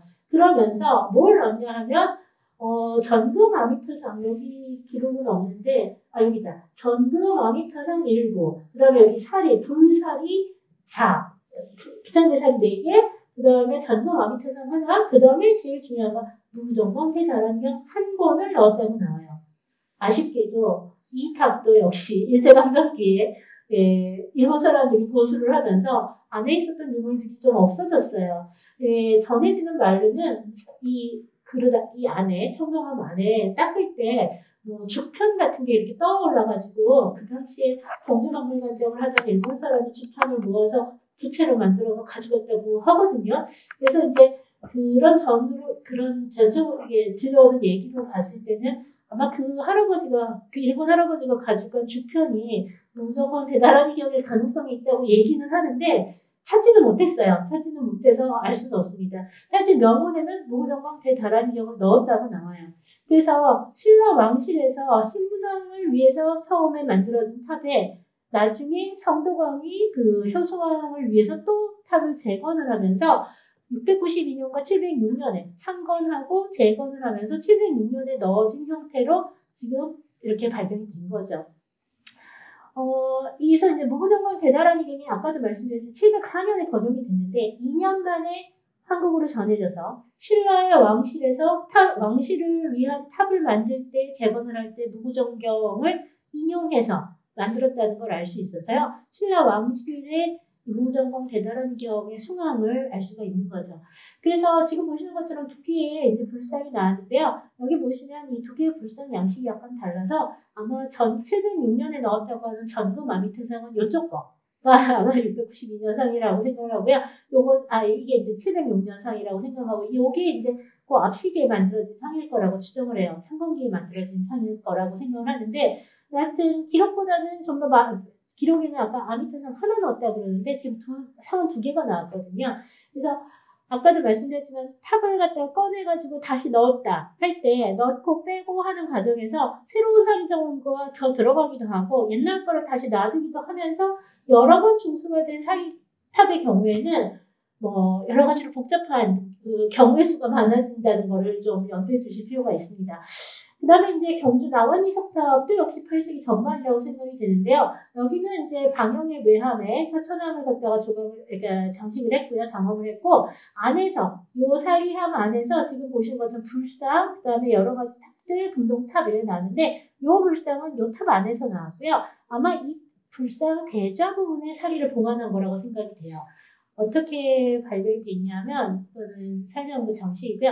지금 보다시피 금동탑이 중앙에 있고요. 안에 여기 보이는 대좌 있죠? 요게 아까 불상의 대좌예요. 그리고 밑에 막는 게 나와서요. 사리가 요 안에 들어있었던 거로 추정이 되고요. 그 다음에 여기 썩은 나무같이 보이는 것들이 원래 다 소탑인데요. 발굴한 당시에 탑처럼 보이기는 전부 사그라져가지고 지금은 금동으로 만든 탑들만 이렇게 남아있어요. 금동으로 만든 탑들만. 그 다음에 여기 보시면 벽에 자잘자잘하게 지저분하게 많이 써있는데 이게 뭐냐 하면요. 무전공 대다란이경에 아까 얘기했던 다란이를 쓴 거예요. 다란이를 99번씩 쓴 것 같지는 않지만 여하튼 다란이를 필사해서 무구정경의 다란이를 필사해서 여기다가 다 붙여놔서 아마 여기 나오는 탑의 개수나 이걸 봤을 때 무구정공 대다란이경에 의해서 706년 이후에 만들어진 탑일 거라고 추정을 하고 있습니다. 그 다음에 이제 무구정강 대다란이 경우하고 뭐 얘기를 했을 때 제일 중요한 탑은 석가탑과 다보탑이죠. 아쉽게도 다보탑은 일제강점기에 일본 사람들에 의해서 도난을 당했습니다. 그래서 사리공이 어딘지 뭐가 나왔는지 알 수 없어요.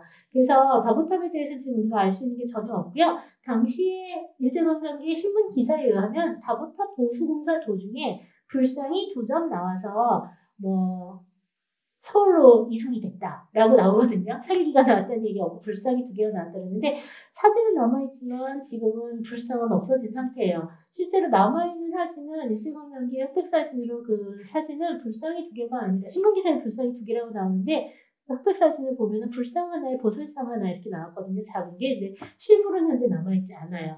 다보탑의 사기기는 우리가 어떤지 모르는 상태에서 아까 황룡사탑을 도구로 했던 사람들이 무슨 짓을 했냐면 도구를 해보니까 순수하게 금도 나오고 뭐 이렇게 골동상에 팔만하게 많이 나오잖아요. 그래서 탑을 갖다 도구를 하자. 그래서 그 당시 그 사람들이 경남 지역, 경북 지역의 탑들을 굉장히 많이 도구를 했다 그래요. 그 중에 마지막으로 한 게 석가탑이에요. 그래서 석가탑을 도구를 하러 갔는데 이제 석가탑을 이제 탑이 살기가 여기 들었는지 여기 들었는지 여기 들었는지 여기 들었는지 모르잖아요. 탑마다 조금씩 다르거든요. 보통의 경우는 여기 제일 많아요. 제일 위에 제일 많아요. 근데 여기 들은 경우도 있고 여기 들은 경우도 있고 여기 들은 경우도 있어요. 또는 한 2-3군데에서 나오기도 해요. 그러다 보니까 이 사람들이 도구를 하러 들어가가지고 탑을 이렇게 움직이다가 그 작업이 잘 안 돼서 이렇게 올려봤더니 없는 거죠. 그래서 또 다음을 올리고 또 다음을 올리는데 살기는 안 나오고 새벽에 닭이 울면서 꺾이요 해가지고 얘네들이 탑을 갖다가 이렇게 들다가 이렇게 어정쩡하게 놓고 도망을 가버렸어요. 그래서 이제 절에서 탑이 도구를 60년대 얘기예요. 도구를 담은 것 같은데 이거 좀 보수 공사를 해달라고 해서 문화재청에서 이제 나가서 봤더니 실제로 이제 탑이 이렇게 삐뚤어졌으니까 보수를 해야 될 거 아니에요. 근데 이제 들 수가 없어가지고 그 당시에 이제 전신줄 빼와가지고 이거 들고 뭐 이러면서 탑을 갖다가 다시 보수를 하면서 봤더니 얘네들이 여기를 쳤는데 실제로 사기는 여기서 나왔어요. 그래가지고 우연히 사기가 발견된 거죠. 그래서 도굴꾼들 덕에 발굴됐습니다. 지금 보시는 것처럼 발굴됐었고요. 사기공 안에서 이제 뭐가 나왔냐면 사기기가 나오고 언제 사기호가 나오고 안에서 무구정강 대다란경이 나왔어요. 그 다음에 이제 문제는 이 사기공의 바깥에 밑에에서 고려시대의 보현민 다란경하고 고려시대의 묵서지편이 나왔어요. 근데 이제 고려시대 다란이형, 고려시대 묵서지편이 나오니까 자 이제 문제가 석가탑 통일신라 시대 때 다 아는 얘기지만 김대성이 발원해서 만들었다고 그러잖아요. 그래서 8세기 김대성이 만들었다는데 왜 고려시대 때 나왔지? 그 당시만 하더라도 60년대만 하더라도 탑을 중수해서 다시 봉헌한다 이런 개념에 대해서 이해를 못한 거예요. 그러니까 고려시대 그럼 이거 고려시대 탑인가? 뭐라고 해야 되지? 모르겠네. 머리가 아프니까 저건 치워보기자 하고 이제 묵서지편에 대해서 까맣게 잊고 있다가 2000년대 들어와가지고 여러 가지 문제가 생기면서 그 묵서지편을 공개하라는 얘기도 나오고 여기 또 하나의 문제는 이 불국사 사기장원고의 경우에는 불국사 소장품이에요. 그런데 이 사기가 나왔다고 그 당시에 주지가 그 신도들한테 자랑을 하다가요 사기병을 깨먹었어요. 그리고 사기를 하나 잊어버렸어요. 사기가 윤기가 깨지면서 잃어버려가지고 이제 나라에서 국가에 60년대니까 국가에서 주지한테 책임을 묻고 이거를 갖다가 국립박물관에 일단 기탁을 했거든요. 그러니까 소장이 아니라 기탁을 한 거예요. 그러니까 소유자는 불국사한테 기탁을 한 거죠. 그러니까 불국사 소장품이니까 박물관에서 보관만 하고 있는 거지. 이거 뭐 연구를 하거나 조사를 할 수가 없는 거죠. 스님들은 또 뭐 이렇게 사기에 대해서 별로 관심이 없고 탑을 중수하면 사기 다시 묻었으니까 탑에다 묻었으니까 또 상관이 없는 거예요. 그러니까 이제 아무도 조사를 안 한 상태로 계속 이제 오다가 무구정강 대단하는 경우 말고 도유빈경이 있다는데 그게 무슨 소리냐 이래가지고 이제 매스컴에서 좀 난리가 나면서 2000년대 초반에 그 무구정강 대단한 경우 말고 그 보여빈경하고 고려시대 묵서지편을 다 조사를 해봤어요. 다 조사를 해보니까 1022년하고 1064년하고 해서 지진이 경주에서 크게 나가지고 탑이 다 무너진 거예요. 그래서 다시 쌓았대요. 근데 거기서 나오는 게 서탑 중수기하고 무정탑 중수기하고 두 개가 나오는 바람에 도대체 이 탑이 왜 탑 이름이 두 개냐. 이 탑이 이제 다보탑이냐 석가탑이냐 이제 이러면서 논란이 되면서 아직도 논란이 되게 많은데요. 많긴 한데 여하튼 중요한 거는 통일신라 시대 때 이 탑이 725년인가 창건이 됐다고 묵서지편에 나오거든요. 그래서 725년 우리가 생각하던 751년보다 좀 더 일찍 창건이 돼서 8세기 전반에 창건이 되고 무구정강태 다라진경과 목조 소탑을 넣었었던 것들이 이제 확인이 되고 있고요. 그 다음에 이제 여기서 나오는 각종 사료기들은 여러 가지가 있긴 한데 지금 보시는 것처럼 요 은제호하고 은제 사기병 같은 요 은제 그릇 같은 경우에는 아마 11세기 고려시대 중수 때 낡아서 다시 만들었다는 기록이 나오는 거로 봐서는 통일신라 시대 양식으로 고려시대에 새로 만들어서 넣은 걸로 추정이 돼요. 그래서 원래 사기기는 요 초록색 유리병에 은기가 있었는데 낡아서 고려시대 때 은기는 폐쇄하고 다시 만들어 넣고 요거는 원래 창건기 은기라고 생각이 듭니다. 그래서 여러 개의 사기기들이 이제 발견이 됐고요. 아직까지도 논란이 되게 많아요. 그 다음에 이제 또 하나의 문제는 일본 지금 동경박물관에 가시면 동경박물관에 그 오크라라고 하는 사람이 모았던 사기장원고 중에서 경주 남선에서 만들었다는 사기장원고 이렇게 나온 게 하나 있는데요. 이 세트가 보면 무정관경에 의한 그 소탑 49개를 새긴 합하고요. 너무너무 비슷하게 생긴 또 은합이 나오고 있거든요. 그래서 이게 이제 오크라 컬렉션 소장 사기기가 다보탑에서 출토가 된 게 아니냐라는 학설이 지금 제기가 되고 있는데요. 증거는 없어요. 그냥 합리적인 의심을 하고 있을 뿐이에요. 그래서 이 오크라 컬렉션 소장 사기기하고 석가탑 사기기가 굉장히 비슷한 양식을 보여주면서 나와서 탑 출토 사기기일 가능성이 있다고 추정을 하고 있는 중이고요. 여하튼 이 무구정강 대단한 기억이라고 하는 거는 11세기에 넣은 것이냐 아니면 창건기에 넣은 것이냐 논란이 많긴 한데요. 종이의 지집이라든지 그 다음에 뭐 측천무 제자를 사용한 거라든지 그 다음에 목탑이 같이 나온 거라든지 이런 거로 봤을 때는요. 11세기의 것보다는 창건기의 유물일 가능성이 더 크다고 보고 있어요. 그 다음에 보혈빈경이랑 고려시대 묵서지편은 바깥에서 나왔는데 이 무구정강 대단한 기억은 사기기 안에서 발견이 됐기 때문에 아마 이거는 창건기에 같이 봉헌을 했을 가능성이 더 크다고 보고 있습니다. 그래서 이제 이 무구정강 대다란이경이 들어오기 시작을 하면은요, 여기서부터 이제 물론 김대성도 굉장히 상대적으로 높은 지위에 올라갔던 고관 대장이긴 하지만 여기서부터는 이제 그 탑을 만들거나 중수를 할 때 왕실에서 발언하는 것보다는요, 민간이나 사찰에서 발언하는 얘기들이 8세기 이후부터 많아지기 시작을 하고요. 그 다음에 이제 무구정강 대다란이경에 의한 소탑만 넣는 경향이 더 강해지기 시작을 해요. 지금 이 무구정강 대다란이경에 의한 99개의 소탑이 나오는 예들은 상당히 많은 데 비해서 발굴 당시의 상태가 알려진 예는 역시 1960년대에 발굴된 봉화 서동리 석탑의 요 봉한 상태 정도밖에 없는데요. 지금 보다시피 아웃나옵기 소탑을 살구멍에 잔뜩 넣고 가운데에다가 하나를 석함을 넣었잖아요. 그래서 이 시기부터는 금속된 살기가 더 이상 나오지 않습니다. 99개의 소탑, 10개 누르면 하나 비는 거죠. 그래서 99개의 소탑, 전탑이나 아니면 석조 소탑들, 그러니까 돌로 만들거나 아니면 그 전돌로 만들어지는, 그러니까 테라코타로 만들어지는 거죠. 그런 소탑들을 만들어지는 예들이 99개를 넣고요. 그 다음에 살기는 유리병의 석호 형태로 나오기 시작하면서 금속재 살기는 무구정광 대다란 혈이 나오면 점점 없어집니다. 이거는 기술의 쇠퇴, 금속봉의 기술의 쇠퇴하고 상관없이 교리의 변화, 그 다음에 새로운 경전의 의계의 발전하고 상관이 있는 거라서 불교 교리적인 변화로 봐야지 기술적인 변화로 볼 수는 없습니다. 네, 그래서 지금 보시는 게 이제 거의 마지막인데요. 9세기 때가 되면은 미네대왕이라고 하는 사람이 발원해서 대구 동화사 비로감에다 살기를 넣었다는 얘기가 나오는데, 여기 보면 구강, 봉위 해가지고 미네대왕, 추송 하고 나오잖아요. 그래서 왕실에서 방문하는 살기인데도 역시 석호가 중심이 돼서 나왔고요. 그 다음에 이제 지금 보시는 것처럼 최근에, 이건 이제 경주 동국대박물관, 아니, 경주 아니에요. 그 서울 동국대박물관에 이제 되어 있는데, 여기 보시면은 발굴 당시에 이제 안에서 그 수지가 잔뜩 나왔다고 알려져 있고요. 바닥에는 지금 동판, 연화대자의 동판을 깔았고요. 바깥에는 4개의 금동판을 장식을 했었다 그러는데요. 이건 경문왕이 미네대왕으로 발언한 사리고라고 하는 내용이 여기 기록이 된 거예요. 그래서 석고하고 이 소탑들은 지금 현재 동국대박물관에 소장이 돼 있고요. 이거는 바깥에 외함으로 생각이 되는 사리공의 바깥에 장식을 했던 불상을 새긴 금동판의 경우에는 현재 대구박물관에 소장이 돼 있어서 여기 따로따로 보관이 돼 있어요. 왜 그런 일이 일어나는지는 잘 모르겠어요. 60년대 일이라서요. 여하튼 이건 다 탄출기법으로 역시 해서 만들어지고, 아까처럼 이렇게 금동합처럼 생긴 것들을 이렇게 판으로 만들어가지고 붙였었던 예들이 이제 발견이 되고 있죠. 여기 이제 이런 상태를 지나가면요. 그 다음에는 이제 거의 대부분 다 석함과 그 다음에 소탑 형태로만 바뀌면서요. 밑에 이제 이 소탑들의 밑에 보면 사리공들이 있어서요. 이 사리공원에는 썩은 종이들이 나오거든요. 그래서 아마 이거는 무구정경의 다란이를 필사해서 넣었을 가능성이 있다고 보고 있습니다.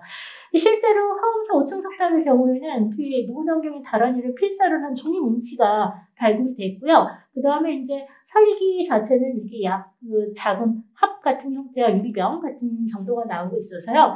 여기가 아마 이렇게 탑인, 그 다음에 탑을 갖다가 만들지 않고요. 탑인이라고 해가지고 탑 모양으로 찍어서 언어기를 찍은 예가 나오거든요. 그래서 이제 9세기가 되면 석탑을 만들어서 넣는 것도 귀찮으니까 이제 도장 찍어서 넣는 형태로 바뀌기 시작을 하고요. 고려시대가 되면 10세기 정도부터 그 보여민경이 들어오면서 이 소탑을 만들어낸 의뢰는 보여민경에 의해서 99개를 만들지 않고 소탑 하나만 만들어요.